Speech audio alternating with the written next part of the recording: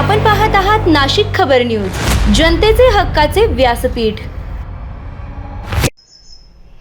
नाशिकमध्ये बनावट शालार्थ आदेशांच्या आधारे शासनाची तब्बल 160 कोटी रुपयांची आर्थिक फसवणूक केल्याप्रकरणी नाशिक पोलिसांनी आणखी एक मोठी कारवाई केली आहे। या प्रकरणातील फरार आरोपी संजय भास्करराव गरुड, व्यवसाय संस्था चालक, राहणार के नगर, शेंदुर्णी, तालुका जामनेर, जिल्हा जळगाव, याला सोलापूर जिल्ह्यातील नातेपुते येथील एका फार्म हाऊसवरून ताब्यात घेऊन अटक करण्यात आली आहे।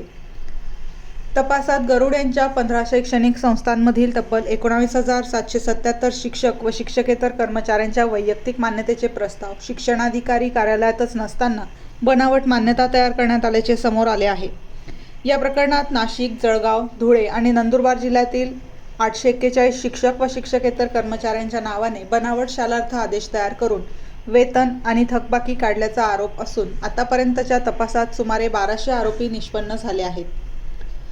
गोपनीय माहिती आणि तांत्रिक विश्लेषणाच्या आधारे ही कारवाई करण्यात आली।